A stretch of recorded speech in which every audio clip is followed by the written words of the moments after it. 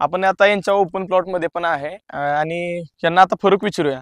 जो द्राक्षाचा प्लॉट आपण पहिला व्हिडिओ घेतला तो आणि याच्यात या दोन्ही मध्ये काय फरक आहेत, याचे फायदे काय आणि त्याचे फायदे काय, याचे तोटे काय आणि त्याचे तोटे काय?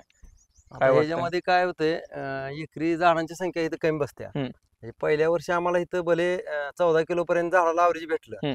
आता तिथं पहिल्याच वर्षी म्हणण्यापेक्षा 1.5 वर्षात हार्वेस्टिंग होते बाग तिथली. बर बर. तर तिथं आपल्याला साधारण 10 किलो पर्यंत अवरेज बसतंय. म्हणजे एकरी आपण साधारण 10 टनापर्यंत तिथं जाऊ शकतो. इथं आपल्याला 2 वर्षानंतर आपण ज्यावेळी बाग धरली तर त्यावेळी पहिल्या पिकाला आपल्याला इथं मॅक्झिमम 5 ते 6 टनापर्यंत आपण एकरी गेलो. म्हणजे तिथं आपल्याला 4 टनापर्यंत एकरी आपल्याला अवरेज चांगले मिळालेलं आहे तिथे जास्त. आणि 1 वर्ष लवकर हा फायदा होतोय आपला. आता हे झाड बघितले आम्ही की बाकीचे पण मी प्लॉट बघतो तर त्यावेळेस तिथं 4 खोडं आहेत किंवा बहु खोडं आहेत आणि सिंगल आहेत, एक उभे आहेत. तर यात कसं आहे की खालून सिंगल आलेलं आहे आणि वरती आल्यानंतर त्याचे 2 केलेले आहेत. मग ते कसं सुरुवातीला केलेलं आणि ह्याचा फायदा काय होतोय? आपण काय केलंय, म्हणजे पूर्वी ज्या जुन्या बागा आहेत त्या आपण जास्त स्टेम मध्ये ठेवल्यात, पण त्याच्या अडचणी पण तेवढ्याच आहेत. म्हणजे आता ह्याला जर आपण बघितलं पिनहोल बोररचं, तर तेवढं कंट्रोल जास्त खोड असल्यावर भेटत नाही. याला काय करतो आम्ही, तसं खोड पण कधी धुत नाही, पण रेग्युलर एक गण त्याच्यावर लावलेला असतोय ना, पण त्यामुळे खोड भिजतात व्यवस्थित. बरोबर. कमी खोड असल्यामुळे चारी बाजूने व्यवस्थित भिजली जातात. हा याचा मेजर फायदा होतोय. आपण दुसरी गोष्ट केली की भविष्यात आपल्याला लेबरची अडचण आल्या तर तणनाशक मारता यावी किंवा बाकी काही काम करायला सोपं जावं, मल्चिर मारायचंय तर आपण त्यासाठी झाडं थोडीशी 1.5-2 फूट उचलून घेतलेली आहेत. अशा पद्धतीने नियोजन केलं. तणनाशक मारता का या प्लॉट मधून सगळ्या? आम्ही घेतो तणनाशक. कोणतं असतं तणनाशक? मॅक्झिमम आपण हेच घेतोय, काय ते ग्लायफोसेट नाही ते घेत नाही, हे काय म्हणायचं, ग्लायफोसेट 41. सीप पॉवर जास्त घेतो आपण. अच्छा, सीप पॉवर जास्त घेतो कारण त्याचे दुष्परिणाम बी तेवढेच कमी, म्हणजे नाहीत त्याचे काय, तेच जास्त घेतो आपण. झाड आता पूर्ण गेरेदार केलेलं आहे, म्हणजे पूर्ण झाडांचा जो गेरा आहे तो डेरेदार आहे. तर हे करण्यासाठी जे छटणी केली त्यावेळेस काय केलेलं होतं प्रूनिंगच्या वेळेस? आपण काय केलंय माहितीये का, झाड विस्तार झाला पाहिजे, झाड जास्त वर नाही गेलं पाहिजे असं नियोजन ठेवून वरचे शेंडे जास्त आपण खोडत राहिलो आणि बाहेरच्या बाजूला आपण जास्त झाड पसरू दिले त्याला. याच्यात अंतर काय ठेवलं आहे ह्या प्लॉट मध्ये? ह्याच्यामध्ये 14-9 अंतर आहे. 14-9 अंतर. 14-9 अंतर आहे. आणि आता हा प्लॉट आहे एप्रिलचा, म्हणजे पानगळ झालेला आहे, त्याच्यानंतर 28 जुलैचा. मग आता एवढं जे ड्रॉपिंग झालंय, हे कळी पडली एवढी, मादी कळी पण पडलेली आहे, तसंच नर कळी पण पडलेली आहे, तर हे कशामुळे झालेलं आहे? आता हे वातावरण बघताय की आपण, हे वातावरणामुळे भिजलेले आहे सगळी मादी कळी, त्यामुळे ती पडणारच आहे. त्यामुळे त्याला काही पर्याय नाही. आता याला मग काय प्रिव्हेंटिव्ह काय घेतलं पाहिजे किंवा क्युरेटिव्ह मध्ये काय घेतलं पाहिजे? क्युरेटिव्ह मध्ये पण घेतलेला आहे आपण स्प्रे, पण त्याचा काही रिझल्ट आपल्याला या वातावरणामुळे भेटत नाही तेवढा. ती भिजलेली कळी पूर्ण पाकळीमध्ये पाणी गेलेलं आहे, त्यामुळे ड्रॉपिंग झालेलं आहे. सतत पाऊस, आभाळ वातावरण आहे, सूर्यप्रकाशाचा अभाव आहे, या गोष्टीची अडचण आलेली आहे. पण आला ही कळी ड्रॉप झाल्यानंतर परत निघल कळी, परत जरा ऊन वगैरे चांगलं पडलं तर परत होऊन जाईल, काय अडचण येत नाही. थोडस लेट होतंय पण होऊन जाईल. ह्या ज्या तारा लावलेल्या आहेत साईडच्या किंवा ज्या वरचं जे हे केलेलं आहे, हे कशासाठी केलेलं आहे? हे आपल्याला जे क्रॉप कव्हर टाकतोय आपण, ते क्रॉप कव्हर साठी केलेलं आहे. याला थोडासा वेळ आहे अजून सेटिंग झाल्यानंतर. आपण थोडस ट्रॅक्टर चालायसाठी आपण ते फिरवलं होतं, ते आता फिरवून घेऊन टी आकार करून आपण परत घ्यायचं, 1-1.5-2 महिन्यानंतर झाकायचं आपण ह्याच्यावर. आणि ह्या साईडच्या तारा कशासाठी होत्या, म्हणजे इथं जे हाईट हे आपल्याला आता आपलं नियोजन होतं ह्याला लॅटरल बांधायची, जेणेकरून खालची कामं करताना लॅटरल खराब होत नाही, पाणी एका जागेवर व्यवस्थित पडतंय, पाणी पडलेलं दिसतंय आपल्याला व्यवस्थित. बरोबर. या गोष्टीसाठी फायदा होईल त्याचा. मग आता वरून जे नेट बांधलं आहे, किती हाईटला बांधावं तरी साधारणतः नेट? तसं झाडाच्या वरती कमीत कमी 1.5 फूट अंतर मोकळं राहायला पाहिजे. अगदी झाडाला खेटून आणि प्लेन आपलं नको आहे. म्हणजे आपण अगदी चांगल्या शेतकऱ्याकडून घेण्याची माहिती घेतली, त्यांनी सांगितले की आपल्याला कोप कशी असते त्या पद्धतीनं झालं पाहिजे ते. अच्छा. आपण इकडचा पुढचा पण एक पाठीमागचा प्लॉट आहे तो पण बघूया. तसंच या प्लॉट मध्ये का नाही, यांनी या प्लॉट मध्ये हे बघा, हे झाड आणि हे झाड, या दोन्हीतला जरा फरक आहे. तर हा फरक कशाचा आहे? का पाठीमागून लावले झाड आहे? थोडस म्हणजे सुरुवातीच्या काळात झाड गेलेलं आहे, थोडस लागण आपण लेट झाली असेल त्या झाडाची, लहान राहिले झाड.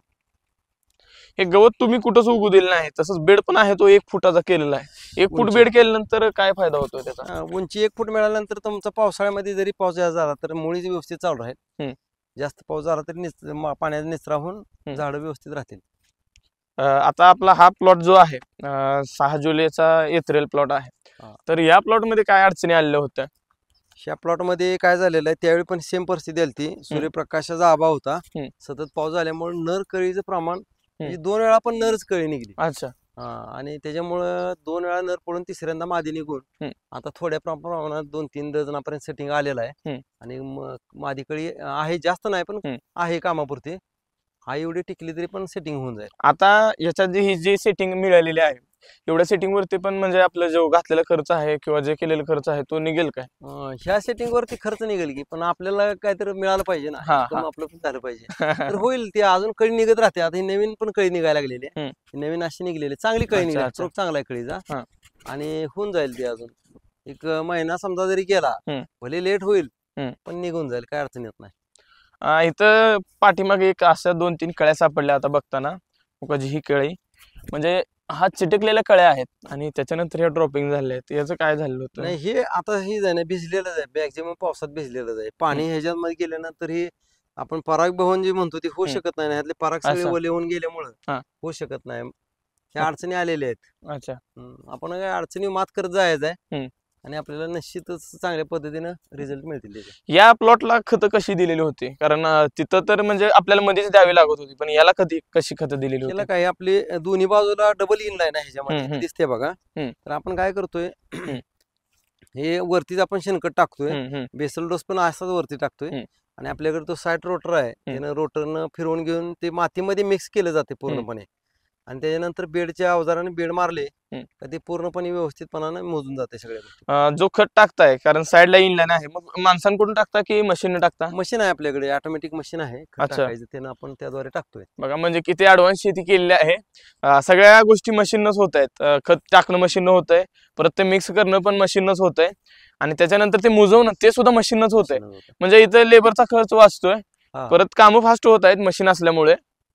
आणि अजून दुसरा याच्या साईडनं खत देण्याचा आणि मध्ये खत टाकण्याचा दोन्हीपैकी फायदा काय होतोय? आता हे काय होतंय, आपल्या जमीन आहे ते माळरानाच्या हलक्या जमीन, आपल्याला एका सिंगल ड्रिपर किंवा 2 ड्रिपरवर आपल्या झाडाचे व्यवस्थापन होऊ शकत नाही.